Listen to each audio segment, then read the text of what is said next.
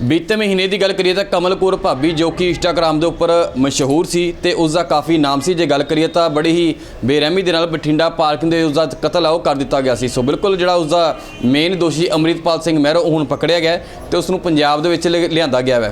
तो जिहड़ी कमल कौर दी माता जी साडे नाल ने गलबात कर लैंदे हां। माता जी की कहना चाहोगे जिहड़ी अमृतपाल महरो की गिरफ्तारी हुई है, संतुष्ट हो तुसीं इस गिरफ्तारी हो या किस तरीके की मंग करते हो? हाँ जी, मैं संतुष्ट हूँ। और इसका जो है मुझे यकीन नहीं था क्योंकि बहुत लोग भाग जाते हैं मर्डर करके, लेकिन प्रशासन ने बहुत अपनी काम रवाई करके इसको यहाँ तक लेके आए या आ रहे हैं। मेरे को प्रशासन के ऊपर बहुत बड़ा यकीन है और मुझे इंसाफ मिलेगा। यकीन है उन सबके ऊपर कि मुझे इंसाफ दिलाएंगे।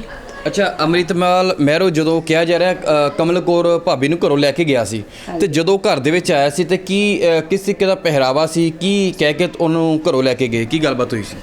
एक काली पैंट पाया हुआ था, एक कॉलर वाली टी शर्ट पहना हुआ था, परना ऐसे लपेटा हुआ था जी, और आ गया था। अंदर आया, मैं इसको पहचाना नहीं है। मैं सोची कि कोई मेरे घर का फिल्टर ख़राब था तो मैं सोची मेरी बेटी घर में नहीं थी, मैं सोची कोई भेजा होगा मैकेनिक की जाके ठीक करके आ जाऊँ क्योंकि पैसा वही देती थी।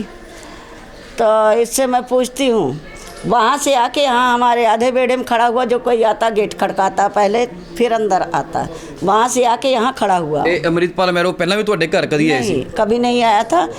हमें पता लगा कि ये रेखी कर रहा था तो ये मेरा घर अच्छी तरह से देखा था क्योंकि पता लगा कि ये 2-3 बंदे बाहर खड़े रहते थे इस पासे जी, तब ये घर में आता था।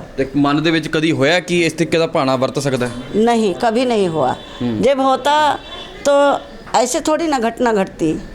जब ये मेरे मन में होता कि ये आया है छलावा छलने के लिए, बहाने से लेके जा रहा है, तो ऐसे ना ये जा ही पाता ना हम उसको भेजते ना। अच्छा, मेरे जब वो बता रहे थे अब जब घर आया फिर आगे क्या हुआ? उन्होंने पूछा कि कमल कौर भाभी का करी यही? हाँ, नहीं घर तो ये नहीं पूछा। कहता माता मैंने पहचाना नहीं। मैं कहे नहीं।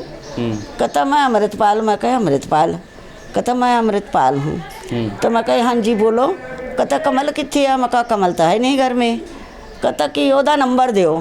मैं कहा नंबर उसने मना किया कि मेरा नंबर किसी को मत देना जी। तो कहता कि कोई गल नहीं मेरे को हैगा, मैं किसी तो ले आसीगा, मैं कर लेना गल। इसकी बात तो मैं सुनती थी, अब बेटी की बात तो नहीं सुन पाई। वो घर में आई तब बताई थी कि मैंने ये बात किया। ये कहता कमल अप्पा ने जाना बठिंडे प्रमोशन दे वास्ते, गड्डी दी करना शोरूम की, ते अप्पा जाना। मेरी बेटी आके घर में बोली कि मैंने कहा कि मेरी मम्मी की तबीयत ठीक नहीं है आते मैं अभी नहीं जा सकती हूँ। तो फिर कहता कोई गल नहीं मैं कल नू फिर आऊँगा। 7 जून को ये आया था 2025 जी।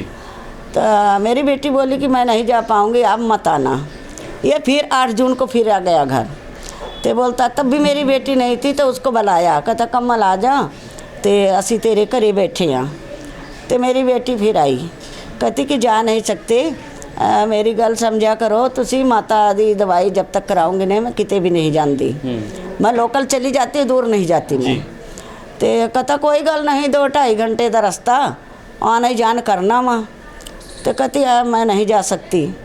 अच्छा, फिर ये 9 तारीख को फिर आ गया, ये 9 जून को जी 2025 9 जून को फिर आया। कहता कमल चलिए अप्पा, आना जान करना वहाँ आपा चलिए। अच्छा, जो अमृतपाल महरो तुहाडे घर दे विच आया हुलिया किस तरीके दा सी? की कपड़े पाए सी उन्होंने? कपड़े उन्हें एक चोला पाया सी? नहीं, वो वैसे जैसा दिहाड़ी वाले बंदे पहनते हैं कपड़े कभी, तो ऐसे पैंट पहनी हुई थी, एक टी शर्ट पहना हुआ था। हुलिया चेंज सीगा? हाँ जी। दस्तार सजाई सी सिर ते कि नहीं? कुछ भी नहीं, ऐदा ही पगड़ी नहीं बांधी थी जी, ऐसे ही करके ऐसे लपेटा हुआ था परना बस। तो मैंने की पता सी कि दस्तार पहनता क्या पहनता क्या नहीं पहनता होता।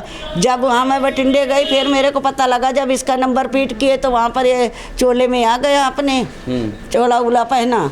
तो मेरे से सारा फ़ोटो दिखा रहे थे। मैं कही ये है, वहाँ 2-4 बारी उन्होंने निकाल के फ़ोटो मेरे को दिखाए कि ये था। मैं कही नहीं। जो तुहाडी बेटी बठिंडे चली गई ਪ੍ਰਮੋਸ਼ਨ ਦੇ ਲਈ ਜਦੋਂ ਅੰਮ੍ਰਿਤਪਾਲ ਮਹਿਰੋ ਲੈ ਗਿਆ ਤੇ ਤੁਹਾਨੂੰ ਘਰ ਦੇ ਵਿੱਚ ਤੁਸੀਂ ਬੈਠੇ ਸੀ, ਕਿਵੇਂ ਤੁਹਾਨੂੰ ਪਤਾ ਲੱਗਾ? ਕੋਈ ਫੋਨ ਆਇਆ ਸੀ ਜਾਂ ਕਿਵੇਂ ਪਤਾ ਲੱਗਾ ਜਾਂ ਖਬਰਾਂ ਦੇਖੀਆਂ ਸੀ ਤੁਸੀਂ? मेरी बेटी फ्रिज लेके आई थी, उसका कोई बिल उल उसमें रह गया था, वो अपने पास ही रखती थी प्रूफ, क्योंकि पैसे पूछे उसी ने देना होता था।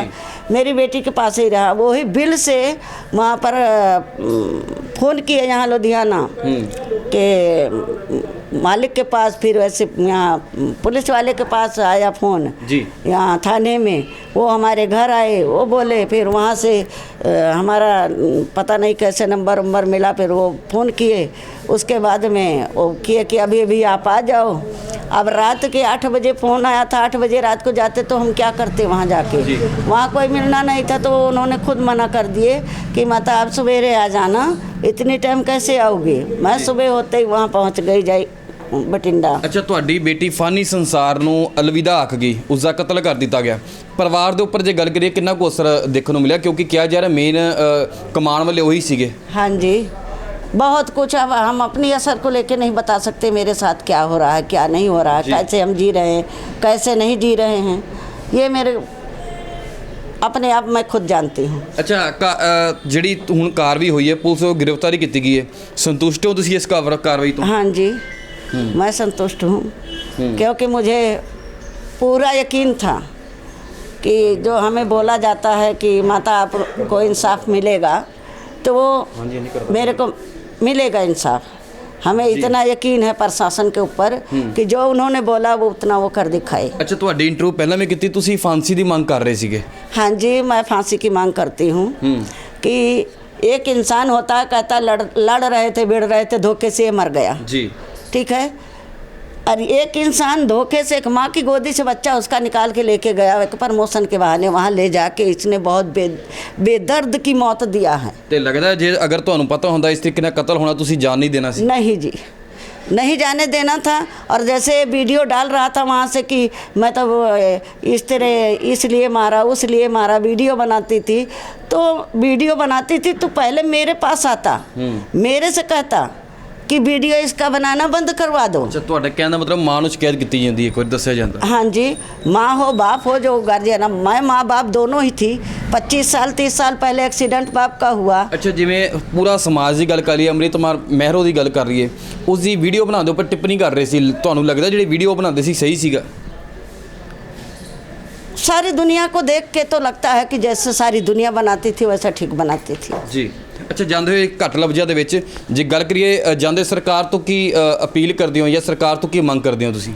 मैं सरकार से यही मांग करती हूँ कि मुझे इंसाफ चाहिए, और जैसे उसने फांसी दिया है मेरी बेटी को, फांसी ही दिया है, तो वैसे इसको भी फांसी लगना चाहिए। ਸੋ ਬਿਲਕੁਲ ਕਮਲ ਕੌਰ ਦੀ ਮਾਤਾ ਦੇ ਨਾਲ ਗੱਲਬਾਤ ਕੀਤੀ ਹੈ, ਜੋ ਕਿ ਇੰਸਟਾਗ੍ਰਾਮ ਦੇ ਉੱਪਰ ਜਿਹੜੀ ਕਾਫੀ ਫੇਮਸ ਸੀ ਤੇ ਬੀਤੇ ਸਾਲ ਦੀ ਗੱਲ ਕਰੀਏ ਜੂਨ ਦੇ ਵਿੱਚ ਉਸ ਦਾ ਕਤਲ ਹੋਇਆ ਸੀਗਾ ਬੜੀ ਹੀ ਬੇਰਹਿਮੀ ਦੇ ਨਾਲ ਬਠਿੰਡਾ ਪਾਰਕਿੰਗ ਦੇ ਵਿੱਚ। ਸੋ ਅੱਜ ਜਿਹੜੇ ਮੇਨ ਦੋਸ਼ੀ ਨੇ ਅੰਮ੍ਰਿਤਪਾਲ ਮਹਿਰੋ, ਉਸ ਦੀ ਗ੍ਰਿਫਤਾਰੀ ਹੋਈ ਹੈ ਤੇ ਮਾਂ ਦਾ ਵੱਲੋਂ ਸਾਰੀ ਜਿਹੜੀ ਦਾਸਤਾਨ ਦੱਸੀ ਗਈ। ਘਰ ਦੇ ਵਿੱਚ ਉਹਨਾਂ ਦਾ ਕਹਿਣਾ ਹੈ ਘਰ ਦੇ ਵਿੱਚ ਆਏ ਅੰਮ੍ਰਿਤਪਾਲ ਮਹਿਰੋ ਭੇਸ ਬਦਲਿਆ ਹੋਇਆ ਸੀਗਾ ਤੇ ਪ੍ਰਮੋਸ਼ਨ ਦੀ ਗੱਲ ਆਖੀ। ਸੋ ਲਗਾਤਾਰ 2-3 ਦਿਨ ਆਏ ਤੇ ਤੀਸਰੇ ਦਿਨ ਉਹਨਾਂ ਨੂੰ ਲੈ ਕੇ ਗਏ ਬਠਿੰਡੇ ਦੇ ਵਿੱਚ, ਉਸ ਦਾ ਬੜੀ ਹੀ ਬੇਰਹਿਮੀ ਦੇ ਨਾਲ ਕਤਲ ਕਰ ਦਿੱਤਾ ਗਿਆ। ਹੁਣ ਜਿਹੜੀ ਮਾਂ ਹੈ, ਮਾਂ ਦਾ ਕਹਿਣਾ ਕਿ ਜਿਵੇਂ ਮੇਰੀ ਬੇਟੀ ਨੂੰ ਫਾਂਸੀ ਦਿੱਤੀ ਹੈ ਜਾਂ ਉਸ ਦਾ ਗਲਾ ਘੋਟ ਕੇ ਕਤਲ ਕੀਤਾ, ਉਸੇ ਤਰੀਕੇ ਨਾਲ ਜਿਹੜੀ ਅੰਮ੍ਰਿਤਪਾਲ ਮਹਿਰ ਨੂੰ ਹੈ ਉਹ ਵੀ ਜਿਹੜੀ ਸਜ਼ਾ ਉਹ ਮਿਲਣੀ ਚਾਹੀਦੀ। ਕੈਮਰਾ ਪਰਸਨ ਮੋਨੂ ਚਾਵੜਾ ਨਾਲ ਮੈਂ ਰਾਹੁਲ, ਡੇਲੀ ਪੋਸਟ ਲੁਧਿਆਣਾ।